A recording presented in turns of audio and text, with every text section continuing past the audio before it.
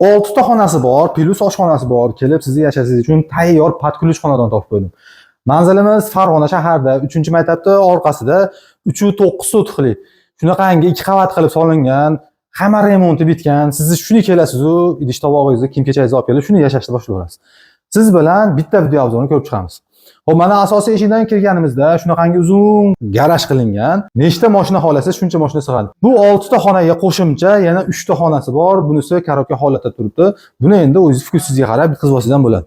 Xo'p, kelishimizda undan keyingi mana kichkina bo'lsa ham ziloniy zonamiz bor. Mana daraxtlar ekilgan. Chiroyli dekorativ daraxtlarni achalarni ekib olsangiz, asosiy eshikdan kirishimizga shunaqangi hol qilingan. Tepa tomonga ko'tarilish zinamiz. Zinalari ham baquvvat qo'yilgan ekan. Zinan tagida o'zining kichkinagina kladovkachasi ham bor.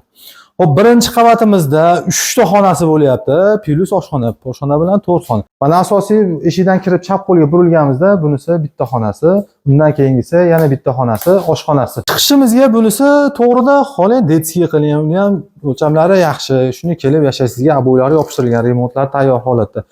Bunisi birinchi qavat uchun san o'zinglar. Kafelarni yopishtirib, sizni kelib foydalanishingizga tayyor holatda turibdi.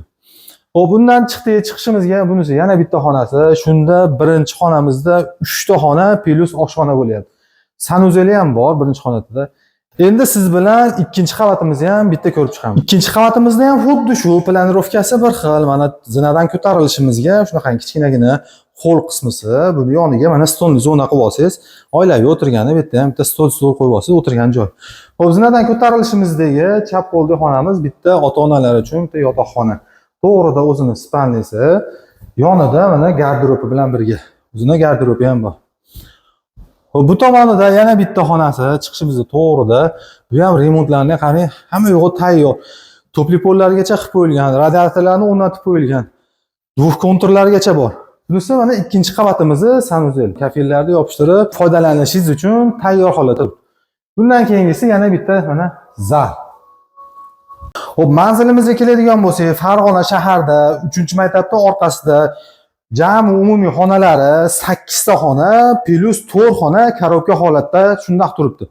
3-9 sotixli xonadonimiz narxini 104.500 ga baholashyapti.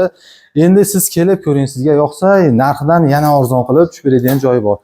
Gaz, suv, svet, kanalizatsiyalari muammosi yo'q joyda.